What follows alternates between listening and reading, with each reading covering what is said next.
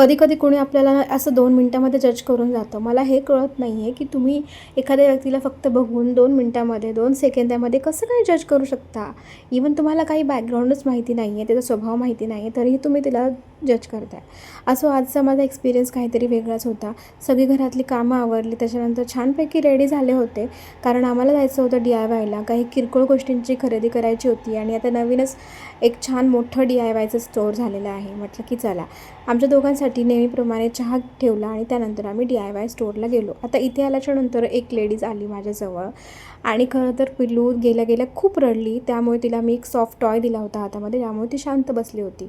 त्यानंतर ती लेडीज येऊन म्हणते की किती छान शांत बसली आहे बाई तुमची मुलगी, माझी तर अजिबातच बसत नाही. मी म्हटलं की वा, या काकू 4 दिवस जरा घरामध्ये राहायला किंवा ॲटलिस्ट तुम्ही 1 तास तिच्यासोबत स्पेंड करा, म्हणजे कळेल की किती शांत आहे ती. असो, घरी आलो त्याच्यानंतर ही काहीसं सामान घेतलं होतं. चॉपर मला बऱ्याच दिवसांपासून घ्यायचं होतं आणि ते घेऊन आलो. त्याच्यानंतर सगळ्यात इम्पॉर्टंट म्हणजे हे हगीज. आता प्रत्येक मॉम इनकम्प्लीट आहे विदाऊट दिस. त्याच्यानंतर दिवा वगैरे लावला, कारण संध्याकाळ झाली होती आम्हाला घरी पोहोचायला. बरोबर आम्हाला 1 तास लागला घरी परत यायला. त्यानंतर लगेचच रात्रीच्या जेवणाची तयारी केली. खरं तर आता हे आज जेवणार नव्हते रात्री, त्यामुळे ठरवलं काव्यासाठी आणि माझ्यासाठी छान शेवयाची खिचडी बनवूयात.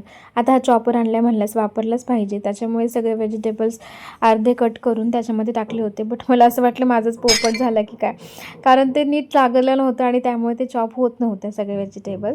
आणि त्यानंतर व्यवस्थित लावल्याच्या नंतर मात्र खूप छान बारीक झालं होतं.